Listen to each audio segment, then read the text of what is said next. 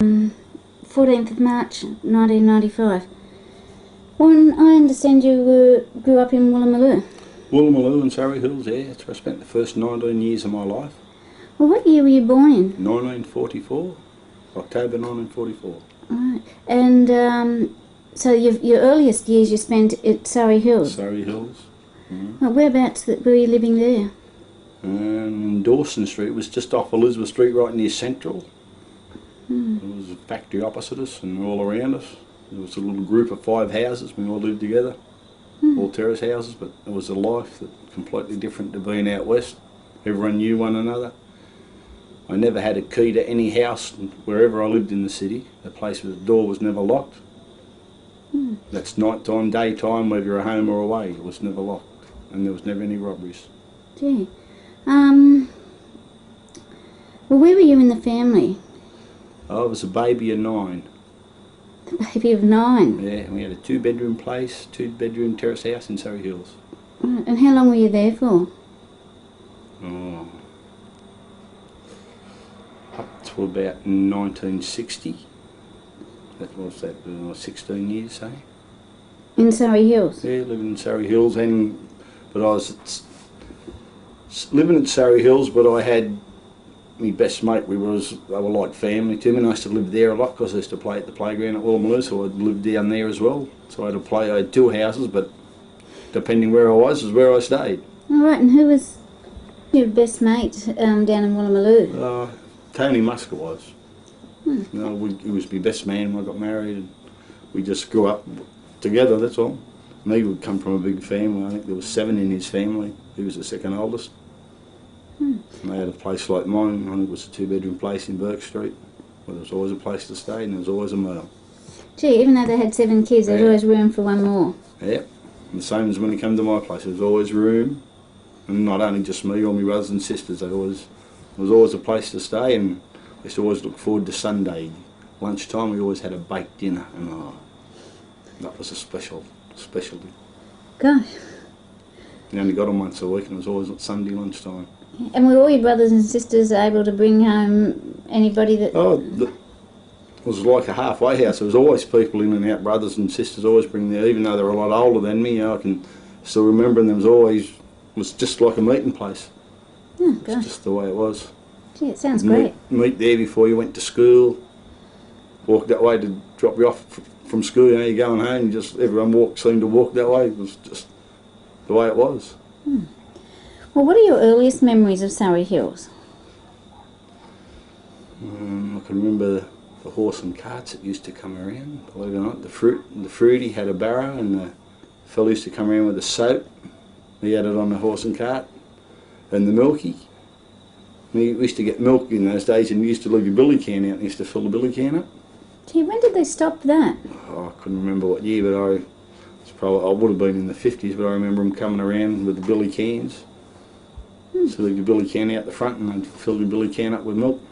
That's how it used to be. And the Iceman used to come around.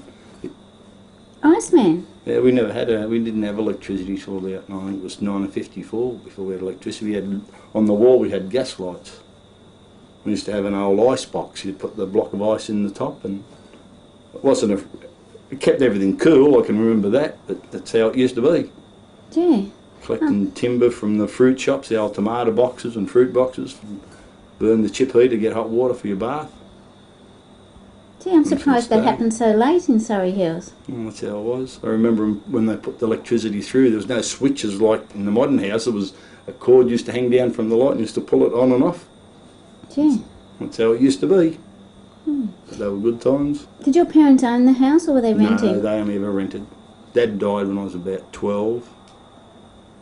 So I don't remember a lot of him. I was sick up till I was I didn't start school till I was 8 because I was sick a lot.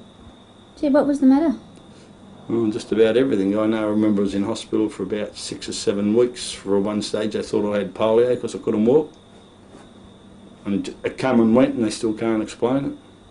I was deaf for a while. I just had a lot of childhood complaints. I got it all at once, but since about 8, well, I've never lost a day from school since when I started. When I was 8, I started school. Never lost another day. Haven't very rarely ever been sick ever since. Gee, and they don't know what it was. And they just never knew what it was. I was just lucky. Yeah. Sounds like it. I think I was lucky. I think the playgrounds helped out a lot because you always had, everyone used to go there and you'd want to get there. It was probably a drive inside you, I don't know, but you'd always want to get there and run around and play, and they taught me a lot. I think I could play most sports, and most of those sports we were taught at the playground, free of charge, and it was enjoyable to learn. If you lived in Surry Hills, how did you get to find out about the Woolloomooloo Playground? There was several playgrounds. I think there was Moore Park, Maybank, Camperdown, Pine Street. There was Coronation, Woolloomooloo, Joseph Sargent, and a few. And they used to have inter-sports on a Saturday. You'd play tennis, basketball, all sports, team sports, and that's where you get to meet everyone because you'd see them all year, and you'd just become mates with one another, and you'd go and play basketball with them. And when they had state championships on, all the playgrounds used to combine to put one team in, and 99% of the time they were state champions in those days. Gee. So was Woolloomooloo the closest playground for you in Surry Hills? Actually, Coronation Playground was at Prince Alfred Park, but there was the school I went to was also in Prince Alfred Park, Cleveland Street, and there was a lot of them come from King George is another playground. I forgot they used to, boys from there, that's the Rocks and Woolloomooloo, used to come to Cleveland Street to school, and we used to just be there all the time. We used to just go down there and stay because Surry Hills, as I got older, they pulled everything, all the houses got pulled down, they all shifted out, but mainly in Woolloomooloo and the Rocks of King George, they stayed there, so I used to go there, but I'd mainly go to Woolloomooloo because there was more boys from there my age we used to play together with. And how did you find out about the playgrounds? Was after you started school at 8, was it? No. You went earlier? My brothers used to go there and my sisters used to go there. Oh, right. And I used to just go with them. I was a baby, they used to take me everywhere. I haven't got the photos now, but brothers and sisters got me as a baby over at the playgrounds, just in nappies. And that was okay? There was never any problem. The playgrounds used to get, in the school holidays, you used to get a little bottle of milk. Every day at 11 o'clock they used to line everyone up and you get your bottle of milk. They were good days. Like I said, that was like a home away from home. And you went to the Woolloomooloo one because you knew more of the boys from your age? There was a lot more my age group there, and we had the same interests, which was mainly sport. And that was basketball mainly, tennis. We used to have swimming carnivals, athletic carnivals, we'd have football days, cricket days, all sports games. I think no matter what you name a sport, and I think I've played it and I've learned, not only me, there's probably hundreds of thousands of boys and girls my age and younger and older that learned all their sports at the playgrounds. Well, let's, talking about Surry Hills, Surry Hills, what sort of house did you live in there? Was it 2-bedroom? It was a 2-storey house. There was 3 rooms downstairs, a lounge room. You walked into a lounge room, a dining room and a kitchen, and there was 2 bedrooms and a veranda upstairs. And what street was that in? Dawson Street. And does that house still exist? That house still exists. Oh, what number is it? Number 22 Dawson Street. Right. But what kind of a place was Surry Hills for kids when you were, say, in the 50s, when you best remember? Well, I can remember Katie Lee. She used to have the sly grog shops, and I can't ever say anything bad about Katie Lee. I always thought she was a nice lady. Not that I personally knew her, but if I seen her, I knew who she was because I was so young. But I got a gun and pouch off her one Christmas. She used to put parties on for all the kids in Surry Hills. I got a gun and pouch. I remember her sister got a doll out of it one year. She used to look after the kids, but she used to run a sly grog shop. And where was that? Where was the sly grog shop? Oh, I remember the one in Devonshire Street. It was near a pub. I forget the name of the pub, not the Shakespeare. There was another one, I can't remember the name of it. But of a Sunday, you'd see people walking around and they'd say, they'd ask you, do you know where Katie Lee's is? I'm going to buy a bottle of beer. And if you looked at them, if they had a hat on, you knew they were detectives. You'd say nothing. But if they were just dressed normal, you'd tell them where they were, where Katie's was, so they could go up and get a bottle of beer. That's how it was, detectives seemed to have hats and dressed up real neat. Not like today, the police force, it's just different standards, that's all. And all she would do, I can't understand why people would consider to be such terrible criminals just because they sold the odd grog or something. Exactly. Well, maybe she was into other things, I don't know, but I can only ever say good things about her because I got good things. She looked after us. We never caused her any trouble. But like I said, when you're young and a gun in a pouch was, you know, something special if you got one of them, and that's where I got my first one. So to me, she's a special lady. Even though I personally didn't know her, and she was there when they were giving out, and everyone knew who she was. So I think she was classed the Queen of Surry Hills, and I can believe that. How did your family speak of her? Did they speak well of her, you know, or was she feared or not liked? I mean, what was the attitude of your family? I wouldn't say they were feared of her. You know, everyone knew her, but I was so young, I just remember that was Katie Lee in the Sly Grog shops. That's all I knew, you know. It was being the baby and everyone, maybe the older ones knew whether she was bad or good, but I have never heard anyone say anything bad about her. Right, no one told you to keep away from her or anything like that? No, I never said that. Well, I never hang around her, but I knew where she used to sell the Sly Grog, and that was that. To me, I can't see anything wrong with having a beer on Sunday. No. Were there ever any sort of spectacular events with the police raiding her or anything like that where she was selling it? Oh, there probably was, but would happen when I was probably never around. No, you don't remember anything? I don't really. I remember, you know, like Dad and that's, the police have been here and the police have done that, and, you know, there used to be brothels around. Well, that's, to me, I had no problem with the brothels. They meant nothing to me. I was only a young kid. I didn't understand. I just knew they were girls there, and all the fellas used to go in and see them because I was so young and innocent. Where were the brothels? Oh, they were just around in the different streets, you know, just here, there, Crown Street, there was some, and they were just around, but... And they were just in ordinary residential houses? Just residential, but it never ever worried me because, like I said, I was too young and didn't understand what it was till I got older and knew what was going on. I've heard stories about that the girls working in the brothels used to, like Australians in those days used to dress very drably, but the girls always wore really bright clothes and would hang around on their verandas. Is that right? Yeah, that'd be right. Can you remember?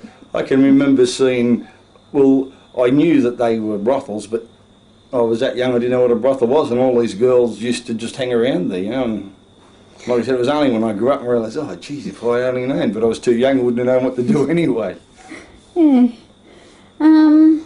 But they were never any trouble in, and they never hassled anyone or caused any trouble. And you never had any problems with any of their customers? I never had any trouble or any problem with their customers. Occasionally you might get a few odd yobbos that come around, but it was mainly people that come out of the area that caused the problem. It wasn't the people that actually lived there. It was mainly people that come from out of the area there for their bit of enjoyment. Well, what kind of a kid were you? I would just say a normal everyday boy. I got into as much mischief as probably the average boy and girl, but you knew when you were at school, you knew respect, and when you went to the playgrounds, you knew respect more, because that was kind of a further education. And I still have respect for Miss Strawn. Well, I'm 50 and I still call her Miss Strawn because that's how we were taught. Wouldn't be going to call her Lurleen, you know. Just, even now, and she might only be up to my shoulder, but there'd be no way. And I think if you see a lot of the people, they just have that respect. She was someone, and if you ever got barred from a playground, oh, that was heartbreaking. Like, you might go to school and be bad and get 6 cuts, but so what? You know, oh, we got 6 cuts, you know, that was big, but you get barred from the playground, that was really heartbreaking, and it really cut you up, that. They must have made it just such, I mean, it's such a well-loved place. How did they achieve that atmosphere there? I don't know how they achieved it, but it was always there. And like when I grew up, I had a lot of Italians, Greeks, Lebanese, Maltese, you name it. We were all, but there was, I didn't call him, oh, you're a Dago or a Wog. That didn't come into it. We were just all together. It didn't mean nothing to us. Not like the trouble they're having now. You can't say this and you can't. But we never said that anyway, and we grew up together. We went to school together and we played together. But I don't know what it was, but it was just there. You just had respect for your elders. That's what we were always taught. I remember Dad getting the copper stick out. If you didn't have any respect. When you got that copper stick out, you jumped, because we didn't have washing machine. It was a big old copper, and you used to have to fire it up. And the copper stick was what you used to turn the clothes in and get it out and put it in the cold water into the tub. Then you used to have the old ringer to wring them out, then hang them on the line. And it wasn't a spinning clothesline, it was a line, just a bit of, it was copper wire with plastic coating on it. That's all it was, and you used to lift it up with a stick and hang your washing on. That's how it was, and the old wooden pegs. With a bit of the old, I forget the name, it was a blue, like a blue dye they used to put in the water to rinse and blue. It was like little red and white checks on it. I can't remember. I can remember it, but I probably was. I can't remember the name, but I remember it going in there. And Mum used to get the copper stick out and put the, and if you mucked up, they'd come out with a copper stick. Oh boy, everyone would sit on the floor really quick. Yeah, they hurt. Don't be bad. Didn't do us any wrong. We knew right from wrong. Like I said, we weren't angels, but we had respect for our elders. All right, we broke it because the street lights are different to now. We get our shinglers out there and break a few lights and that. If you got caught, well, if the coppers caught you, got to kick up the bum. You wouldn't be game enough to go and tell Mum and Dad you don't have the coppers kick you in the bum, because you'd only get another kick in the bum at home for being bad. But the grapevine used to get home before you anyway. If you ever got into trouble, the grapevine, no one had phones in those days or cars. You done something wrong, it was, shit, if Dad was waiting out the front with the cop stick, oh no, they know I've been bad again. But that's how it was, but it was enjoyable. I had respect for them, and still got, like I said, I still got respect for the people from the playgrounds and my parents and older brothers. Sounds like it was very predictable. You knew the rules and you knew what would happen. Everyone knew the rules. You knew right from wrong. It was it, you were taught right from wrong. Mum and Dad said, all right, you can do this and you can do that, and if you didn't do it and you done something wrong, well... What were the rules at the playground? Did they have standard sort of rules? They had standards. You weren't allowed to swear. Oh, not... Okay, I remember when we were little, everyone used to roll their cigarettes, and there wasn't like the filter tips in those days. They were all cork tipped or plain. We used to get them and often roll them up and never spoke. If you ever got caught, you were banned. For how long? Probably a week, and I'll tell you, a week felt like a lifetime, because you could wait outside the fence here and you'd see everyone playing. Please, sir, let me in. Nope. No. Not that I ever smoked once or twice, maybe a few more times, but we all had it. Just growing up now, like most kids, they try everything. But drugs were never around. I mean, there was no marijuana, heroin. They were probably around, but it never ever interested us. We knew nothing about it. It still doesn't interest us. You just see the people from that area, I don't know what it is, it just done nothing to them. It's just something different about it. I don't know, I think it was from what you were taught at the playgrounds at home and at school in those days. I think little morals have changed, and I think we go up, thought, oh, Mum and Dad was a bit hard on us, they were a bit easier on your kids, and now my kids are a bit easier on their kids, and I'm a bit harder on my grandkids than most of them, but it's just the way it is, it's life. Okay, well, thinking about your family, you had nine kids in your family. Yep. Well, aside from it being large, how else would you describe your family? I mean, what did your dad do? Dad was a labourer, used to work at the Bunnerong powerhouse. It's not there anymore, but that's where he used to work up till he died. What did he do? He was a labourer there. Like I said, I was only about 12. I just know Dad used to go. He had the Bunnerong powerhouse, catch the bus out there to work. And why did he die? He died when you were 12. Yeah. How old was he? He was a week before his 58th birthday. Gee, it's pretty young. He had a heart attack. That's life. Yeah, yeah. Well, when he was there, who controlled the finances in your family?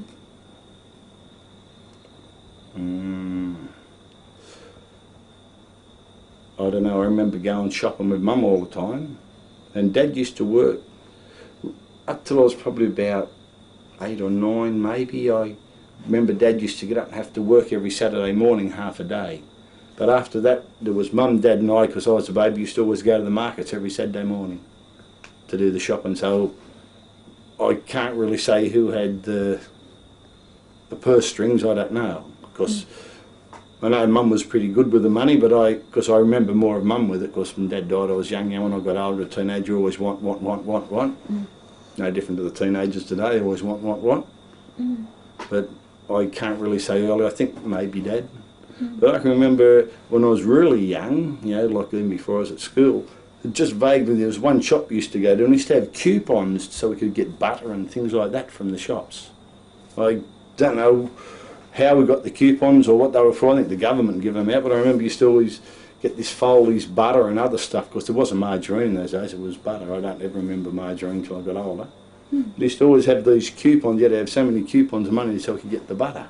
Coupons plus money. Yeah, like them. Well, they used to put money on the. You used to put so many coupons down and money down, but there was always a big box of groceries. So whether it was for the butter as well, but I know he used to always say for Foley's butter. There must have been other brands, but he always wanted Foley's butter.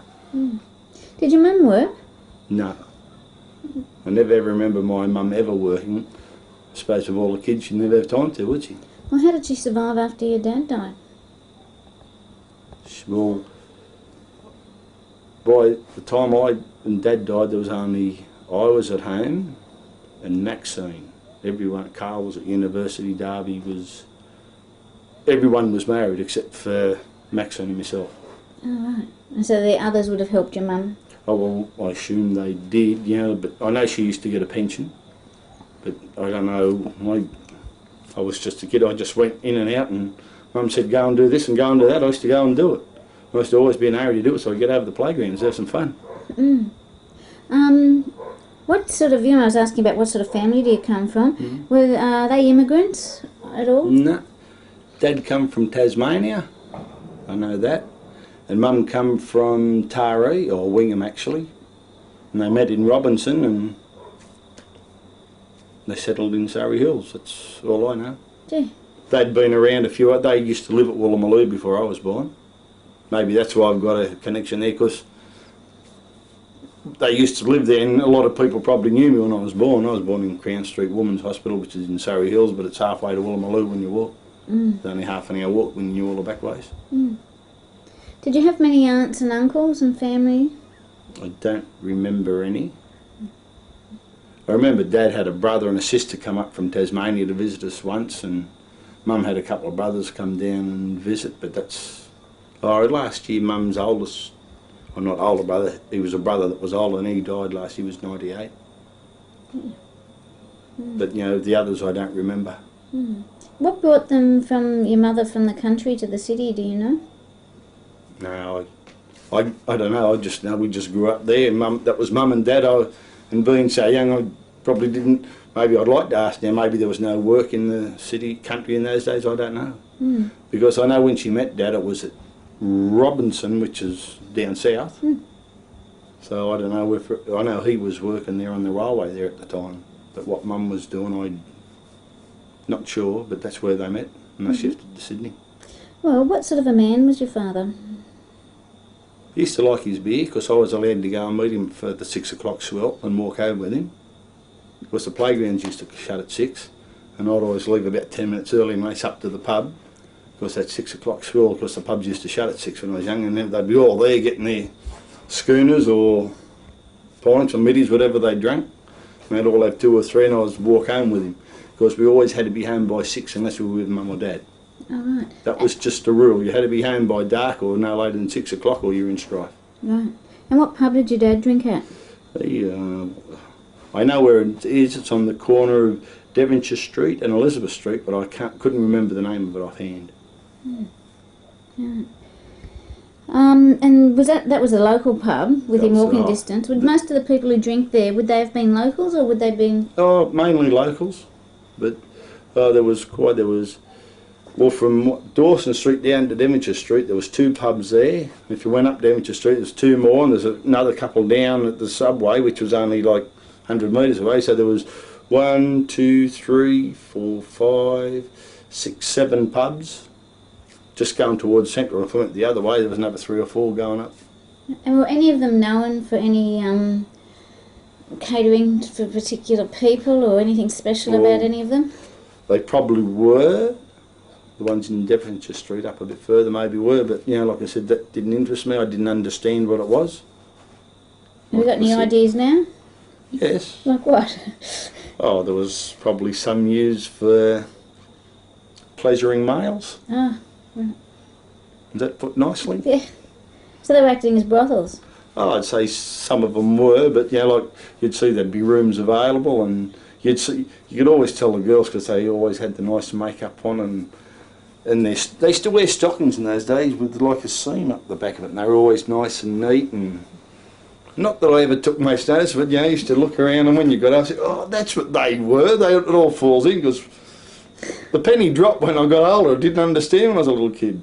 But you understood when you grew up. But that was, like I said, they never caused trouble to anyone. They didn't go out and, not like now, like I said, I still go down the loo now and you go up the cross and you see they hang around, they around chasing you. It wasn't like that in those days. It was, well, I was a kid anyway, so they wouldn't have chased me anyway, but it didn't seem to be the same. They seemed to be, because I know some of the girls, if you were lucky enough in the school holidays, they'd give you 10 bob to go and buy their lunch or something when they were working. They were the girls down in Chapel Street and that, which was further down towards the loo. Yeah, you get 10 bob, you'd go and buy them a cake and a sandwich, whatever they wanted, and a bottle of, they were only small bottles of cake, they sent it cost sixpence. But sometimes you'd end up with 4 or 5 bob change, and the girls would never take it off you, and that was good money. It was only 4pence into the movies then. So you could imagine the fun we used to have with 4 bob for a school holidays. You know, that was, or 5 bob, that was really good money. But you'd never tell your mum and dad that you were there because you got into trouble. You know, you weren't allowed there, but it was a way of getting money. We used to collect beer bottles, another way of getting money. You get a penny a bottle, and the bottle would come around here. They used to have a horse and cart. They'd come around the street, penny, bottle, and collect your bottles, all your beer bottles. Your soft drink bottles, you were lucky if you got them, they were worth 3pence. And the old Blue Bow, but they'd have to go to the pub, you get money on them. What's that? The Blue Bow, it was Blue Bow lemonade bottles. I don't see it anymore, but that was the lemonade you used to get from the pubs. But the pubs were, I think, different in those days too, because I can remember, like Saturdays was race day, like the races and the football or the cricket, whatever it was, depending whether it was summer or winter. But I can remember Dad going down to the pub and come home with jugs of beer and a jug of lemonade for the young ones to have a drink of lemonade, and he have his jug of beer there, and that was from the pub. But they'd take the jugs back. It was like a family atmosphere in the pubs, even though women weren't allowed there, and well, there was definitely no kids allowed in. But you know, we could wait out the front. It's just different lifestyle then to now. Yeah. Well, yeah, but we were talking about what sort of a man was your father. So he went to the pub. What He used to go to the pub. Like I said, I can't remember a lot of him because I was sick a lot when I was young, and like I said, he died when I was 12. But I don't know, he must have been a fair sort of a man, because he had 9 kids, and well, one's been through university, so it wasn't too bad. We've all got an education or a trade, so there must have been something there that whether he done it or Mum, I don't know, because I wasn't there when the older ones were going through, but he must have done something for all of us to have at least a trade behind us, or one of the doctors. There's got to be something there. Well, what about your mother? What was she like? Oh, Mum was a special lady. Like, Mum died in 1969, and we still celebrate her birthday, all the brothers and sisters. We still go out every year on her birthday. And that's a long time ago, 69 to 95. And we still celebrate her birthday. She was special. I remember she was only small, she was only about 5'2". I think I was a bugger of a child when I was born. I think I was 24.5 inches long and 9 pound 3, and Mum was only 5'2" and about 7 stone. So I think I might have been, not that I've ever been a woman or given birth, but I think I don't know if it caused trouble or not, but must have been hard for her. But she was alright. I know when I made the state basketball team, and we had to raise money, she was always there, not only for me but for all my brothers and sisters. I remember doing everything for them, you know. She was always there, no matter what time of the day or night, and like she had a way of getting around and say, no, you can't do this. She'd say, oh, wouldn't it be better if you had done it like this instead of going like that? You know, she just had a way of putting it where it made you stop and think, you know, which is, instead of saying, no, you can't do this, and yes, you can do that, and it was just her soft manner and way of getting around you that she got her way. We still love her and respect her, and that's why I said 1969 we still go out and celebrate Mum's birthday. She was alive now, birthday, what was the 4th of March, she would have been 95, so we're still celebrating it. That's a lovely tradition. Oh, well, that's the brother in Adelaide, he flies down for it too. Yeah. She was special to us. Yeah. Were your parents religious? I think definitely not my father. Definitely not my father. He was a communist. Well, he named one brother Karl Maxwell after Karl Marx and spelt with a K. And John, his name was John Starlin, and Darby won't hear this, but he's changed his name from Starlin to Simpson. After Joseph Starlin, he was named. His first name was Starlin. John Starlin. Oh. After Joseph Stalin from Russia. Well, my dad was a communist, and I know the Catholic priests up at St Peter's in Devonshire Street. If you ever seen my dad come, he used to cross over, because my dad used to say not some nice things to him, like, "You've been kissing the Pope's ring lately, you papal bastard." He used to give him, I'm sorry to use this language, but I remember walking up the street, it used to embarrass me, because I had a lot of Italian and Maltese mates that were Catholic, and they used to go to church, see, but it didn't. If they wanted to go to church, you went to church. That was quite good. But I can't think of his name. I can't think of the priest's name, but my dad used to give him heaps. "You've been kissing the Pope's ring," but at the top of his voice, no matter who was around, he used to say some nice things about it. Well, it's something I never learned. I think there were 7 religions ended up in our family. I don't care what religion you are, that's your business. What about your mum? Mum used to get very upset about it. She would try and turn her head and pretend like she wasn't with him, because I used to be normally holding Mum's hand, and so we'd try and get away, but it didn't worry him. That was him, that was Dad. He said what he wanted to say, and that was life. Oh gosh. But Mum, I remember after Dad died, and later on when I was the only one at home, I can remember Mum going to church a bit. Which denomination? She used to go to the Church of England, St Paul's. St Paul's. St Paul's, that was where Coronation Playground is, but up the top in Cleveland Street. It's not St Paul's anymore, I think it's a Greek Orthodox church now, but that's where she used to go to church. It was only about a 15-minute walk from home, and I remember going there every Sunday. I'd often walk over with her a Sunday.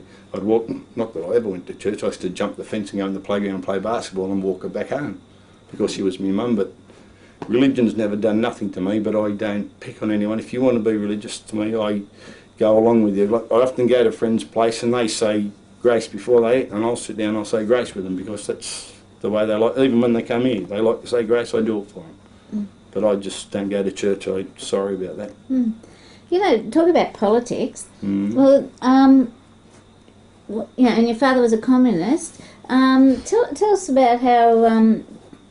was he involved in the union out there at Bunurong? I would say he was, but like I said, I was so young, I don't know about that part of him, but I would say he was, because he was always that bastard, that fat pig iron Bob Menzies used to have a go at him all the time. He did not like old pig iron Bob. He used to say a few choice, especially when he had a few ales in him. He used to give him I remember we were always talking about this fat pig iron Bob, and to me, when I was young, pig iron Bob, I didn't know who he was. He was the Prime Minister, but when you're young, pig iron, to me, he was Mr. Robert Menzies, the Prime Minister. That's how we were taught at school. Pig iron Bob didn't mean nothing until I learnt later on in life what it was. But I'd say most of the family are all, I'd say, not probably, I can't say 100% because I don't know 100%, but I'd say at least 95% of the family are Labor supporters and been in the Labor Party, even myself. I've been a unionist, I've always had that little treat. I don't know what it is, but to me, I come from a working class area. I like to help me working mates out, and we still do it now. I'm still a union delegate. Yeah. And where did your dad get his politics from? What do you think influenced him? Unfortunately, I don't know a lot about that. I know he come from Tasmania. His name was Eric Ashley Cowburn. When he went to Melbourne, his name changed. The police were after him. And when Mum met him, he said his name was Fishy Jenkins, but when he married, it was Harry Richardson. So. But why were the police after him? No one could ever find that out about him. He'd never talk about it and never say nothing about it. But the police are after him in 2 states, we know that. And he'd never go back to Tasmania or Melbourne. Oh gosh. Did you ever have, what about when there were election campaigns on that? Would he, campaign for candidates and what have you? Well, being so young, I can't say whether he did or not, but I know my mum used to go, and my sisters and that, we used to go up for the Labor Party, but that was after Dad died. I could never remember him being young. I wasn't, politics I didn't understand. I was too young. I just remember Dad used to call him that fat pig Iron Bob, but I didn't know he was talking about our Prime Minister later on. I can't honestly say. He may have, because politics was a favourite thing of his, for politics and this Catholic priest that he didn't like. They were the two things he used to talk about the most when he had a few ales. Did you ever have mates around and they'd talk politics? His mate Charlie had come around, but because I was the youngest, I always had to be in bed by 7 o'clock. And by the time we had tea and we all had turns of washing up, and we all had chores to do. We all had jobs to do, and Dad knew whose job was what, and if it wasn't done, like my job, I used to have to get the bread of a morning before I went to school, the baker shop. And I used to also, of an afternoon, I had a billy cart when I was young. I used to have to go and get the ice for the ice box till we finally got a fridge. But we didn't get the fridge till Dad died. So, yeah, because and we also got a stove when Dad died, because there was some, I don't know if it was a superannuation or what, but they come out from work, they come and they give Mum some money, and we bought a refrigerator, I remember that, and we got a gas stove, because I remember we used to get the tomato boxes. They were about that long and narrow, but they were higher or timber. We used to always be getting timber and fruit boxes and that, because they weren't made out of cardboard, everything was out of timber in those days. That was for the stove. I remember the stove in the kitchen, always feeding the timber into it to burn it. Can you remember any major political events when you were a kid and your father talking about them? Not really, because I used to, by 7 o'clock I was normally had to go to bed. That's it. That was bed, you went to bed. And when he had his mate, Charlie was his best mate. I don't know his last name, but when I used to meet Dad when I was younger, after that 6 o'clock swell, he used to always bring Charlie to come home with him. I don't know if he worked with Charlie or not, but they always used to drink a lot. And they used to like a bet on the horses too. Going up the SP bookies. Maybe Katie Lee had a few SP bookies too. I would say she probably did, but I can remember I could walk in and out. I remember this sergeant used to come around, I'm not going to say where the bookies are, it wouldn't be there now anyway, but it was in one of the streets. The coppers didn't have cars in those days. Oh, there was the Black Mariah and that, but it was in the paddy wagon. But the sergeant used to sit in, not on the motorbike, but in the sidecar of the motorbike. And he would come around, and he used to sit there with a flap up on him, with his hat on, and he said, driven around, and the envelope used to come out. And I didn't work it out. The penny dropped later, because I didn't understand, but it worked out that he always had £5 on the last race in Sydney. The winner. It was always on the winner. And that was his payment. Oh, he'd give that to the SP bookie, £5. No, he'd never. No, they give. He had. He never give any money. Oh, sorry. Like if you're the bookie, there was whatever rate the last race in Sydney, the winner. This sergeant always had £5 on that winner, and the betting. I think was his payment to not shut the place down. Well, how much would he be paid if he had five? Well, I don't know, but I know it used to be. Well, the only reason I know, because I used to hear, he's had £5 on that, or the coppers, or the sergeant, whatever his name was, I can never remember. Oh, he's getting 23 quid or 25 quid or whatever it is this week, coming at a good price, at 4 to 1 or whatever it was. Oh, right. And I used to just hear people talk, and that's why I couldn't understand what's I mean. But it always seemed to be the last race in Sydney, and he had £5, whatever it was, but the SP bookie used to always have the money in an envelope. Where was that SP bookie located? Oh, that was in Surry Hills. There was one, I remember them down the loo and over in Moore Park and that. There was several of them around, and they used to always have a lookout on one, and the lookout was called what street? I mean, they won't be there now or anything. I mean, it's all long gone. I'm trying to think of the streets. I know where it is in my head walking there, but thinking of all the streets and that's... Well, what was the attitude of people then to the police? You know how you said you heard people talking about it and that? I mean, what do they think about the police at that time? Well, I suppose everyone feels bad about the police, but to me, an SP bookie and a brothel, it meant nothing. It was just to me, that was part of life. Like everyone, you could go and put two and 6 or 2 bob on a horse if you wanted to, but there was always a queue of people going in and out. And that was because probably had to go to the races to put a bet on, because there was no tab or nothing like that in those days. So an SP bookie, I remember Tomo's 2-up school too. Not that I ever went there, but I remember them all talking about, oh, Tomo's too up school, they'd get raided, and Tomo would go and pay for everyone to get out on bail. Where was that? Where was?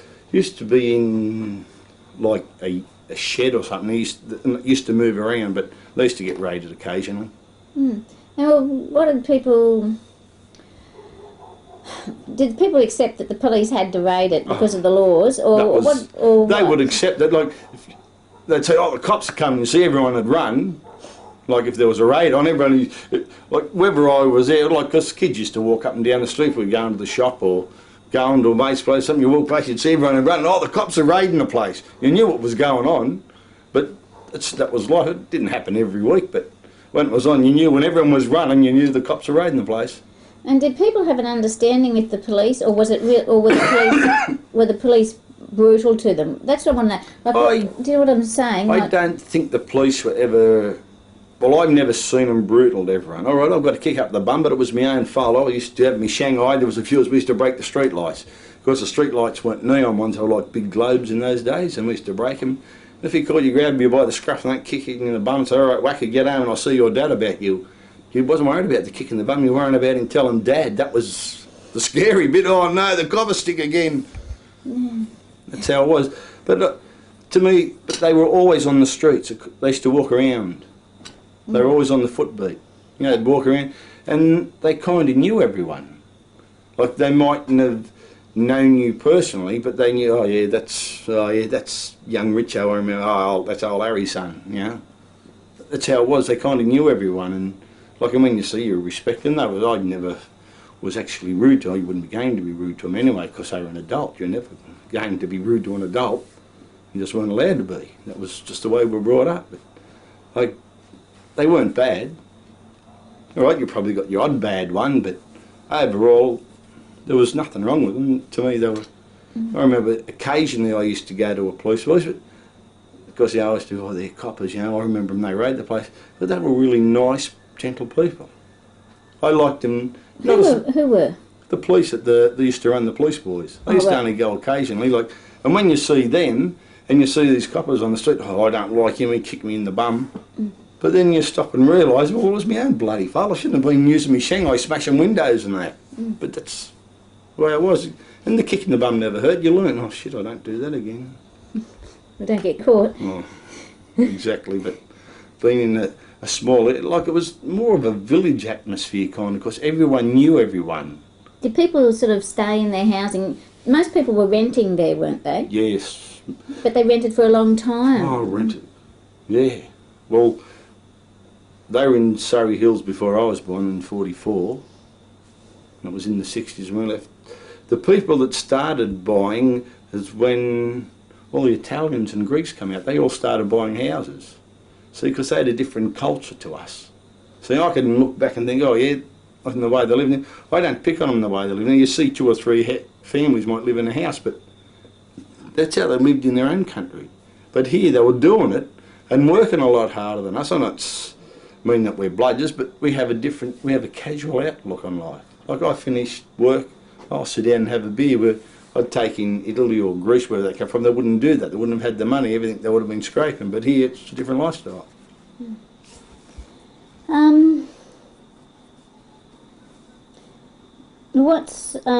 were you expected to contribute to your family in any way? You've mentioned that your job was to get the bread in the morning and what have you? Well, we all had jobs to do. Like, Mum couldn't do everything because she used to do all the washing and looking after the house and that. But, like, all right, so I used to have, was when the older boys started going to work, well, they couldn't do it. They were up early going to work and coming home late.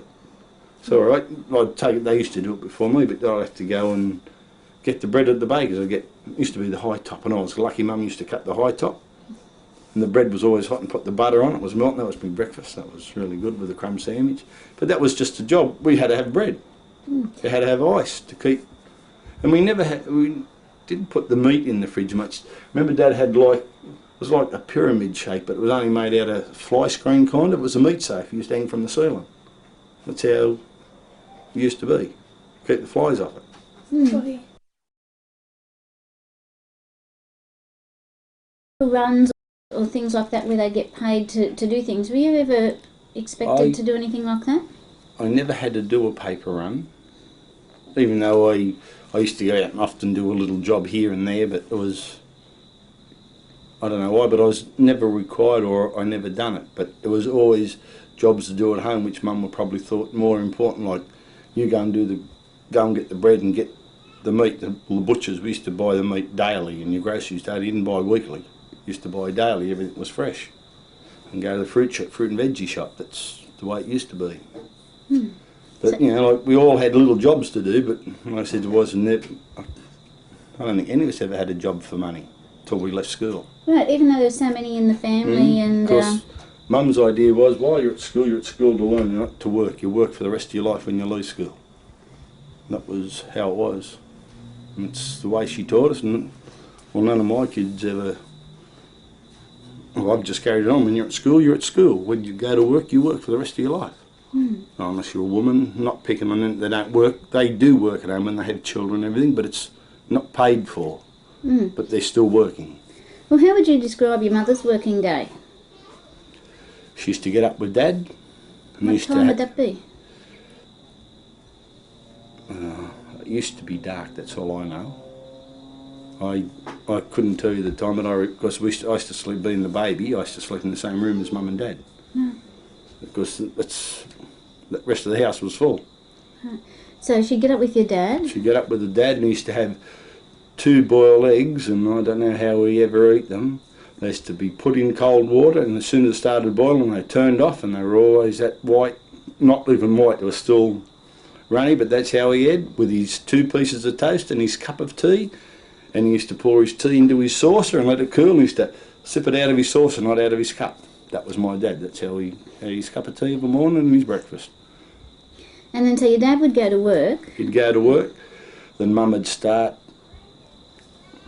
I don't know if she started cleaning or she'd start sorting the washing out, because there was always a washing every day. Monday was a big day, but there was always, like with the boys and that at school, it was winter, their football clothes, and there was always washing to do every day, kind of, but Monday was a big wash.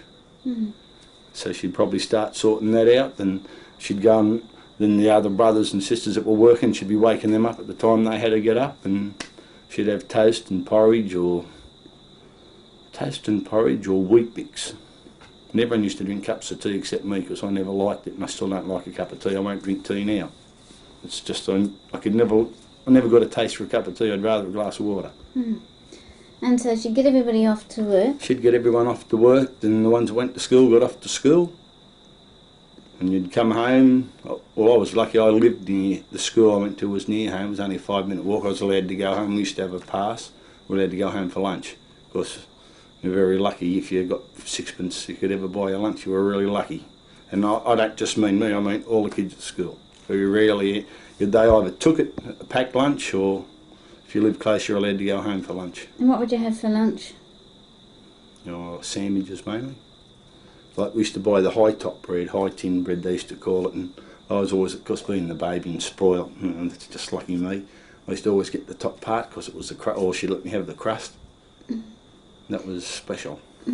And so would she be there when your mother be there when you come home from school? She was always there at lunchtime. She was always there when I got home from school. Before I went to the playground, I used to walk home, leave my bag at home, had to do homework. As soon as that was finished, I'd run 100 miles an hour to get to the playground, in case someone got on a tennis court or a basketball before I did. But all kids were the same. As soon as they got home, they'd do their homework, then there'd be a race to the playground. It's just the way it was. And you'd be home at 6 o'clock, and was that when you had the evening meal? Tea was, tea was probably just a touch after 6, because we used to go and, often I'd pick Dad up and we'd walk home. I'd not pick him up, but I'd meet him, we'd walk home together, and we'd sit down and he'd sit at the head of the table, and you had to be quiet because he used to put the news on, and no one could turn, there was no TV, it was radio, and we used to turn the radio and tune it in.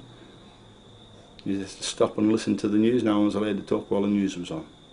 And that's why everyone ate tea, kept everyone quiet. And,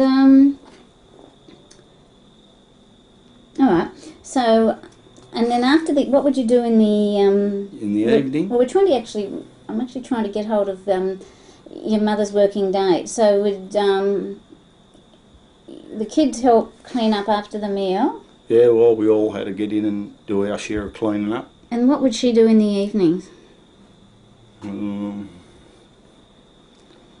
I can remember sewing, like on school holidays.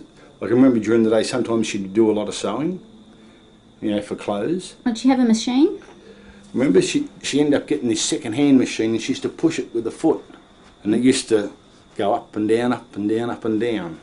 You know, like the used to go up and down. She used to do sewing and make our clothes. I think it was a Singer, but it was a pedal. She had to push it with a foot. So a sewing machine. And she was privileged because she had a sewing machine. A lot of people was by hand. Right. And so she might do that sometimes in the evenings as well? Yes, like if some, like because of all the different age groups of us, you know, like if there was a ball coming up or something, the playgrounds used to have a ball once a year, you know, or a do-on, she'd make a lot of the clothing because everyone got in and helped.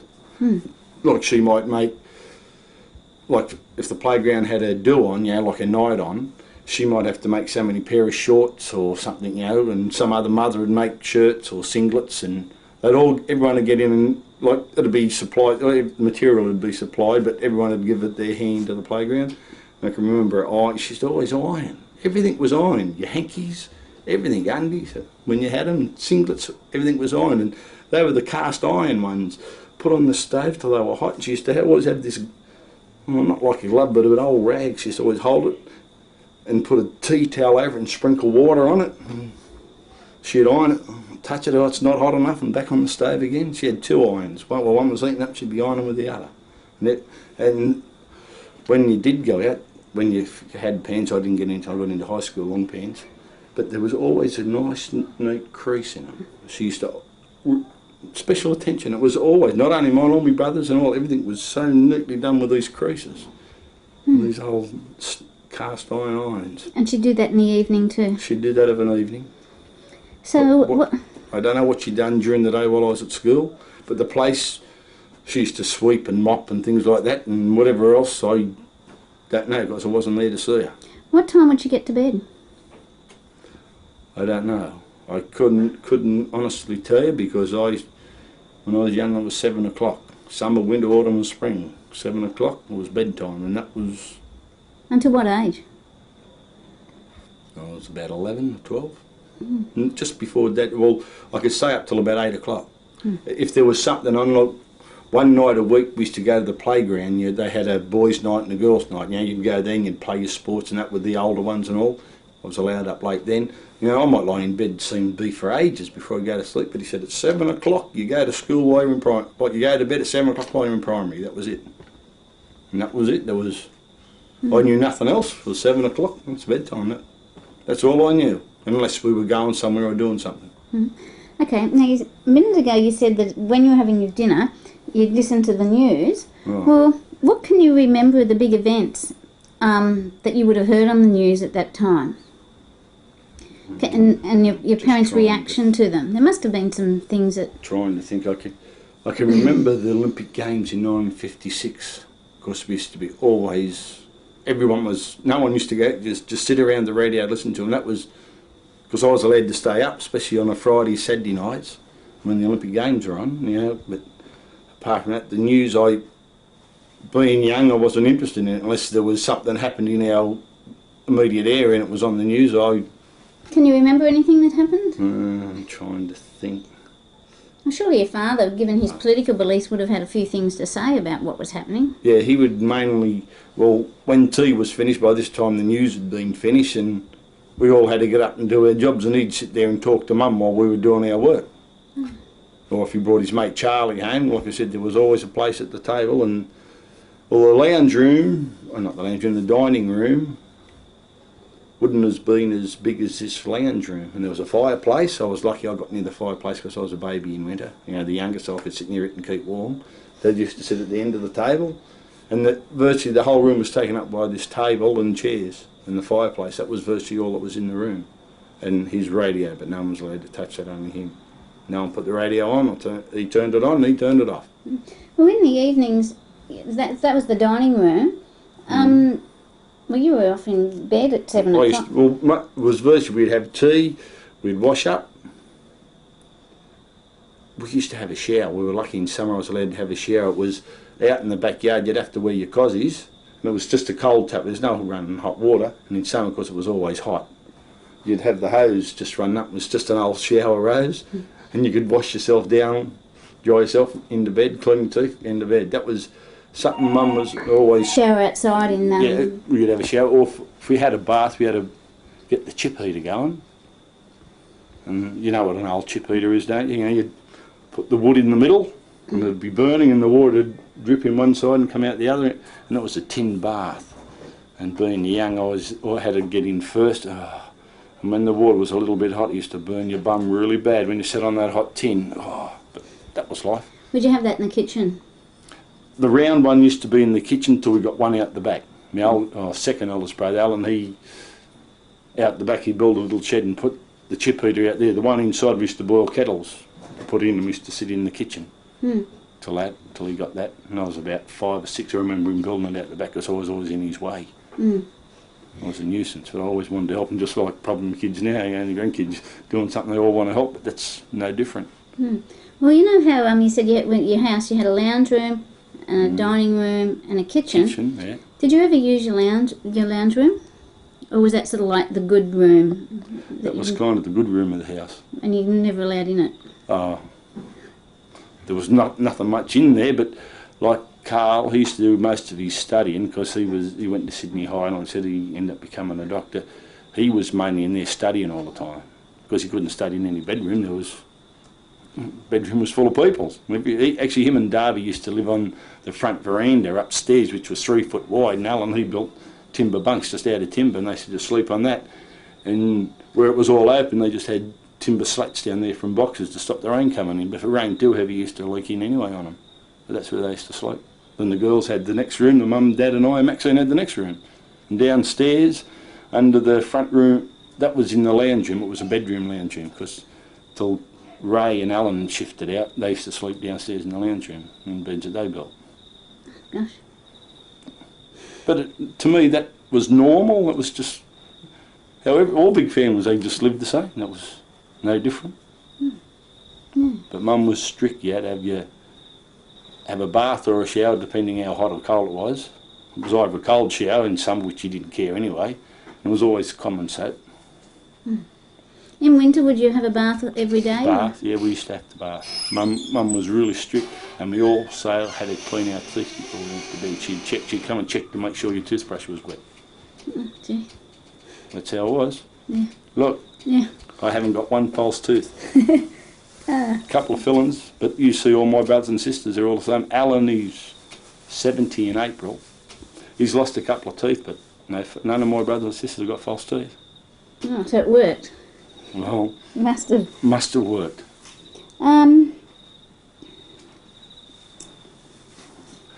Remember a bit earlier I was telling you about my dad, how he was a communist and used to pick on the Catholic priest. Well, the church he come from, believe it or not, 3 of my sisters got married at that church. Right. Admittedly, Dad wasn't there, but he did go to the reception. But he did go to the reception? He went to the reception, but he never went to when my sisters were actually married. He was never in the church. Well, when he died, where was he buried from? I actually don't know, because I was 12 and the family thought I was too young to go along to the funeral. So I accepted that because they were older than me, and we was told to respect our elders, and I respected what they done and what they said. That was, I went to school on that day. But the teachers went down, and I remember my sister coming down telling the headmaster that, you know, his dad had died, and, you know, he was being buried today. They kept an eye on me, and I remember them doing that, but I just wasn't allowed to go to the funeral. I know he's buried out of Botany in H Row, I can tell you that. And his headstone, it's just, you know, like Harry Richardson, born and died on it. There's no religious writing on it. It's got a crack in it, unfortunately, but that's weather and life. Yeah. Okay. Did the Depression or the war, say World War II, do you think that had any impact on your parents? I know that you weren't alive.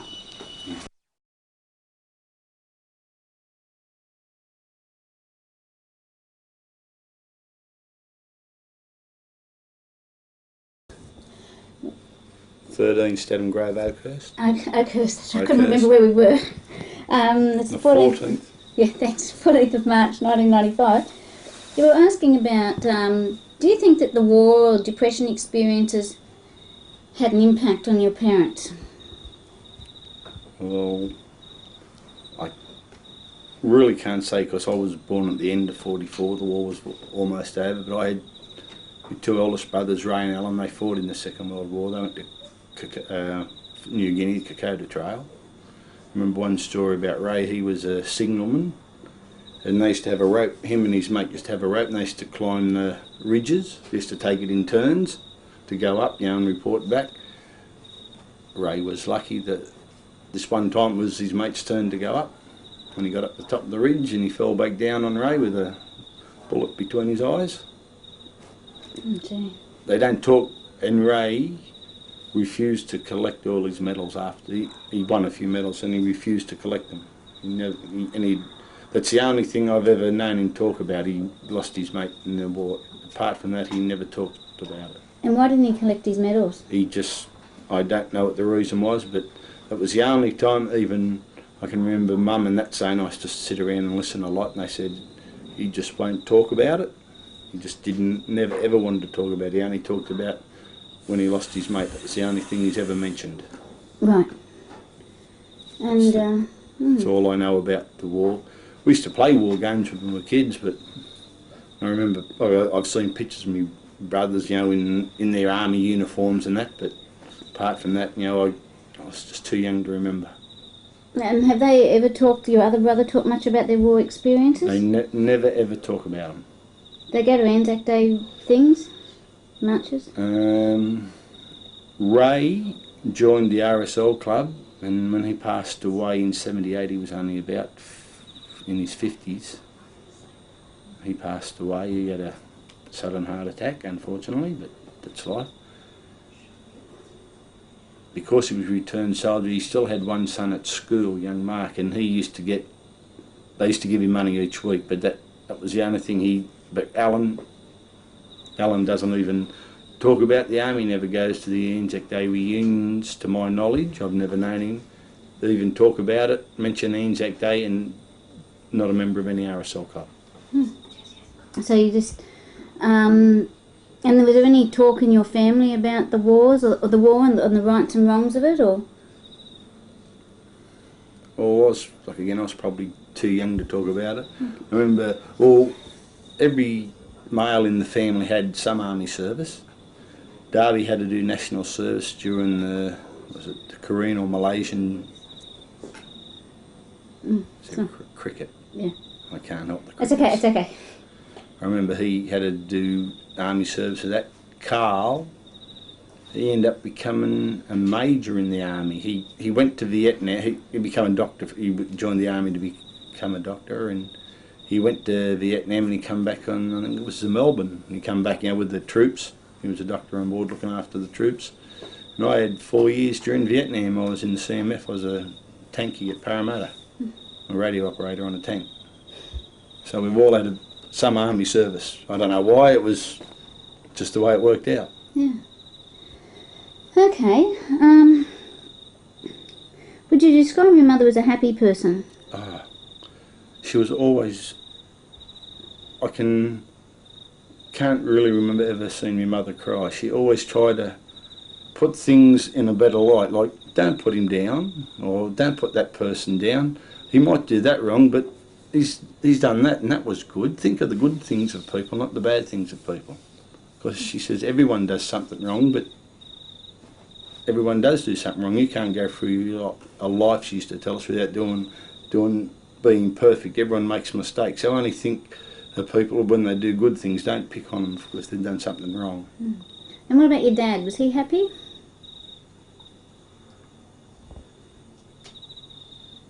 Like I said, because I was a bit young when Dad died, but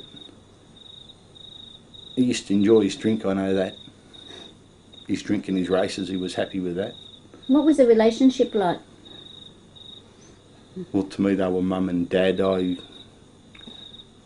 always seemed happy. Like I remember them having a few arguments, but then again, I don't think you could pick any married couple that haven't had any arguments, but like, it was nothing that really got me that upset. Oh, they're going to do something bad. Like a few yells at each other, I remember that, but Mum always seemed to have a way of getting around things. I don't know why, she just had that way of soothing it down or changing a mind, even though a mind mightn't have been changed, she put it in that perspective. Thinking about, we talked before also about the meals and how you had a big baked dinner on Sundays. Sunday, lunchtime. What would it be, lamb? There used to be a lot of roasts, rolled roasts, because I remember the skewers used to be them and the string wrapped around them. It was mainly roasts. I think they were probably cheaper. And I used to always look forward to Christmas and Easter. That was the only time we had chicken. We used to have chicken for Christmas and chicken for Easter. That was the only two times. And being the spoilt brat that I was, I used to get a leg. I used to love the drumstick, and I was the lucky one to get a drumstick. I was the baby, so I was spoilt the most. Well, what would a typical meal have been?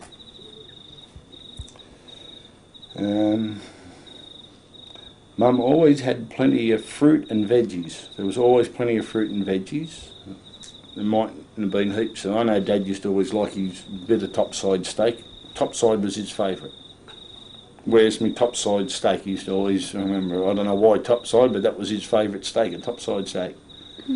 But I she used to make a lot of stews and stuff like that. I remember rissoles that she used to make do with what she used to have.